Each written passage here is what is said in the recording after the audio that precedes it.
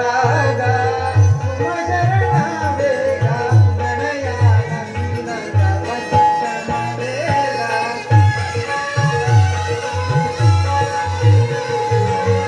ಪ್ರೇಮ ಪರಾಗ ಸುಮ ಶರಣ ವೇಗ ಗಣಯ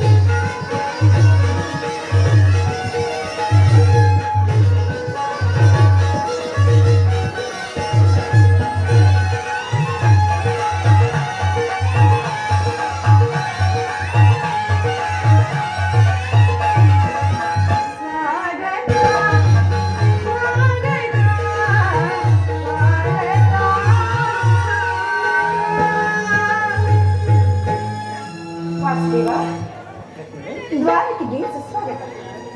ವಿರಾಟ ನಗರದಲ್ಲಿ ಪಾಂಡವರ ಸಮಾಚಾರವೇನು? ಸಮಾಚಾರವಿನ್ನೇನು ರುಕ್ಮಿಣಿ? ಧರ್ಮಶೀಲರು ಸತ್ಯವಂತರು ಆದ ಪಾಂಡವರು 12 ವರ್ಷ ವನವಾಸ, 1 ವರ್ಷ ಅಜ್ಞಾತವಾಸವನ್ನು ಮುಗಿಸಿ ಮತ್ತೆ ಹಸ್ತಿನಾವತಿಗೆ ಹಿಂತಿರುಗಿದರು. ವಿರಾಟನ ಪುತ್ರಿಯಾದ ಉತ್ತರೆಯೊಡನೆ ಅಭಿಮನ್ಯುವಿನ ವಿವಾಹವೂ ಆಯಿತು.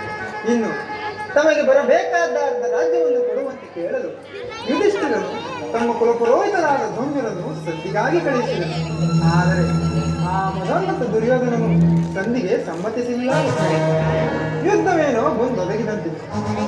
ಪುನಃ ಯುದ್ಧ? ಹಾಗಾದ್ರೆ ನಿಮ್ಮ ವಿಶ್ರಾಂತಿಯ ದಿನಗಳನ್ನು ಕಳೆದುಕೊಂಡು ಗೋಪಾಲನ ಕಟಾಕ್ಷ ಚಂದ್ರಕೆಯನ್ನು ಕಳೆದು ದ್ವಾರಕೆಯ ಕುಸುಕ್ಷಣದಲ್ಲಿ ಒಳಗೆ ಅರೆಚ್ಚಿದ ಕಣ್ಣುಗಳಿಂದ ಅನಂತ ಭೋಗಗಳನ್ನು ಕಾಣುವುದು ನಿಮಗೆ ಸಾಧ್ಯವಿಲ್ಲ.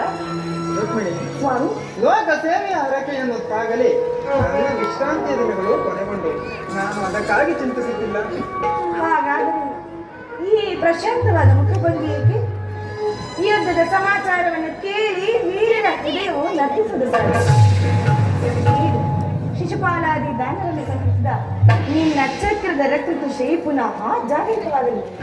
ಜಗತ್ತಿನ ಯಾವ ಮೂಲೆಯಲ್ಲಿ ಯಾರು ಜನ್ಮಿಸಿರುವರೋ ಅದರ ತೀಕ್ಷ್ಣ ದಾರಿಗೆ ಸ್ವಾಮಿ. ಯುದ್ಧವೇನೋ ಬಂದೊದಗಿದಂತೆ.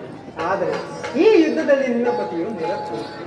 ಆಯುಧಗಳನ್ನು ಹಿಡಿದು ಯಾರ ಪಕ್ಷವಾಗಿಯೂ ಕಾದಾಡುವುದಿಲ್ಲವೆಂದು ಪ್ರತಿಜ್ಞೆ ಮಾಡಿದನು. ಹಾಗಾದರೆ ಈ ಶಯನಾಗಾರದ ವಸತಿಯನ್ನು ದಾಟದಿರಲು ಒಂದು ಅನುಕೂಲ ಕಾರಣ ದೊರಕಂತಾಯಿತು. ವಾಸುದೇವ, ನಿನ್ನ ರಾಜನೀತಿಯ ಕೌಶಲವನ್ನು ನಾನೇನು ತಿಳಿದಿಲ್ಲ. ಇದು ಪರ್ಯಾಪ್ತಿಯವಲ್ಲ ತಾನೆ? ಪರ್ಯಾಪ್ತವಲ್ಲ.